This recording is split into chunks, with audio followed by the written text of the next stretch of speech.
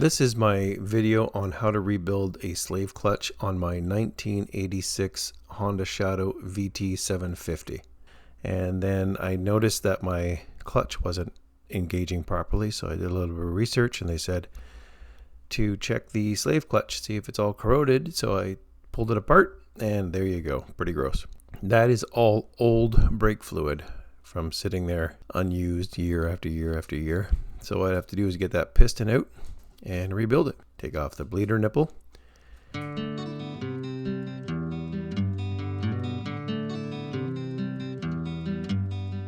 then take a look, inspect it, and it looks like crap, so I'll replace it when the new kit arrives. And now you have to get that piston out. And also, yeah, you might want to drain the rest of the brake fluid. Oops, as I didn't realize that was full. Anyway, small mess, no big deal. And now the challenge is getting that little piston out. A lot of people pull it out. I like to use an air hose with a blower. Boom! Out she comes. Just a little bit of pressure. And there you go. There's your piston. And you look inside, it's pretty corroded, it's pretty gunky. That piston definitely looks like crap. You can clean them up and reuse them, but really, for a few bucks, it comes with the new kit, so just get the whole kit. It's worth it. You take that spring off, it's just pressure fitted, so you give it a little pull, a twist, and she comes right off. And then that O-ring, that seal, the black part, there's two of them. That one there is the main one. And you can see that hollow open part, that's the one that's got to go inside towards the piston. Very important. If you put that on backwards, it will not work. You would have wasted all your time. So you got to get that bad boy off, and it put up a pretty good fight. It actually bent my pick.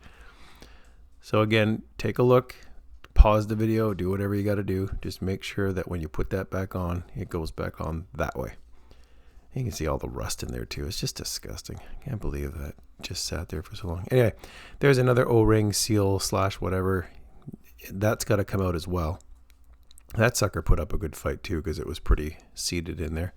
And again, that hollow open part has to go towards the piston. If you put that in backwards, it won't work again. So it's time for cleanup, and I used carb cleaner. You can use whatever you want. Any kind of solvent will do. It's just to get the residue and the rust out of there. I ran my finger inside and I felt it not pitted, but just some residue, some gunk. So I took some steel wool, just ran it inside. Seems to have done the trick. Ran my finger back in there and it was really smooth. So that's good, because I really didn't want to replace the housing. It would have been impossible to find. And yeah, don't forget to clean out where the bleeder goes and where the hose attaches. It's really important, because strands of that steel wool can get in there and cause all kinds of nonsense. So the kit arrives courtesy of brake. What was it, brake caliper? Oh, I can't remember now. Good old eBay. Oh yeah, that plastic 3-hole brake crafters. There you go. 3-hole gasket there. That is a hard plastic. It doesn't come with the kit, and it doesn't really retain anything because no fluid gets past that point. But you'll need it, so just take care of it. Give it a clean and a wipe, and off you go. There you go. You can see the difference between the old one and the new one. Totally worth the extra couple of bucks. And there's that seal I was telling you about. Make sure it goes on that way.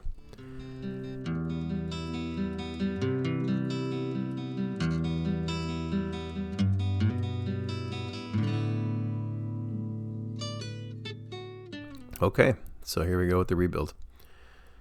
Take out the replacement O-ring.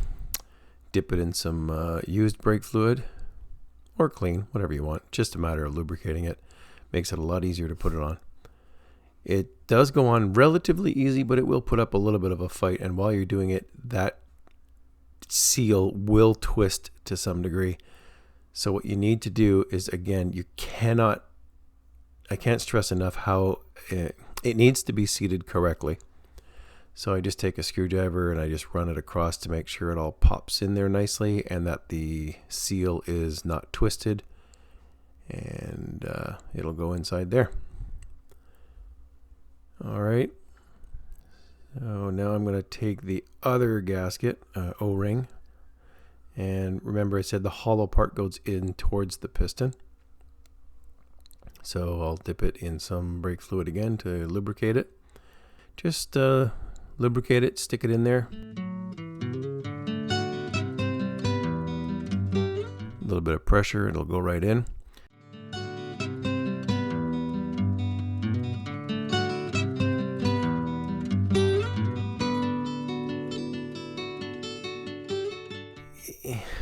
Once it's in, take your little screwdriver, make sure it's seated all the way around, and then go in the middle of it and see if you can pry it out with very little force. If you can put a little bit of force and it doesn't come out, that means it's seated properly. If you put a little bit of force and it pops out easily, it's not seated properly. So it's a good way to double check it. And there you go. So now it's a matter of putting it back in the housing and... Oh yeah, that comes, lubrication comes with the kit. You want to rub that on the inside of the housing so that the piston can move up and down freely. You don't want globs in there, it's going to cause problems. Just use your finger and give it a nice little coating. If you see any residue, you've put too much. So that, oh yeah, I almost forgot the spring. Spring goes back on, just give it a little push and a twist. Make sure it's nice in there. There you go. And time to put that back in the housing. Now when you do this, that seal is, or the piston, the O-ring is going to want to catch. Use a little screwdriver, go all around very carefully, a little bit of pressure, and it will snap right in once it's all seated correctly. There you go. You push it in and out a couple of times, make sure it bounces back freely. That's the spring in action. And she is pretty much rebuilt, ready to be reassembled. There you go. Not too hard, super easy. So I got to clean up the part on the engine. There was a little bit of gunk and residue in there, so I just, a little bit of carb cleaner. I leave the rod inside because I don't want to try and spray anything inside if I can avoid it. So pull the rod out. Take a look. It's got some markings, which is fine, but there's no pitting and there's no bumps. It's pretty clean. So I put that back in, use a little bit of air.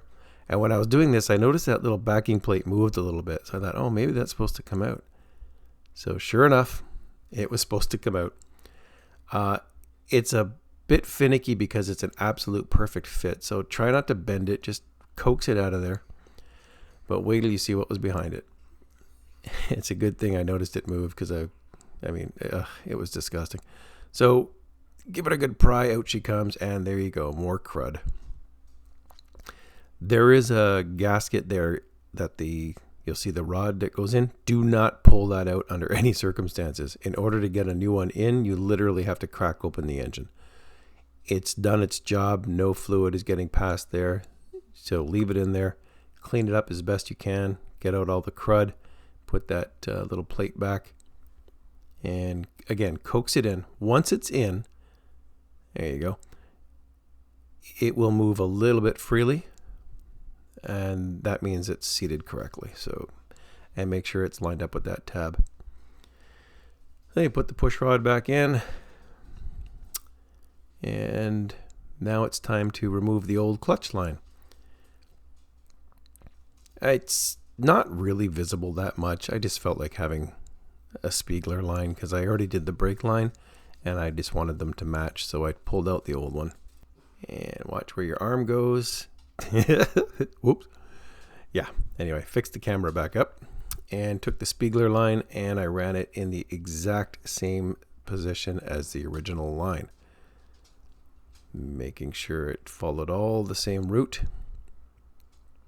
Don't want it interfering with anything, and I don't want it getting binded up. So once you've determined it looks good and it's going to go back in the little holders and the pinches and everything else, it's time for reassembly. So there's our new rebuilt slave clutch. And we're going to put it on here. Just going to pull that out and give that a little coating of that red grease. Again, nothing gloppy, just a coating. Same thing with that plastic gasket. It is plastic, it's not rubber. And it only goes on one way, so you can turn it around as many times as you like. As soon as those holes line up, you know you've got it right. So it's pretty much dummy proof. You slide that bad boy back on. You line up all the holes. That's the tricky part. There you go, stick in one of the screws.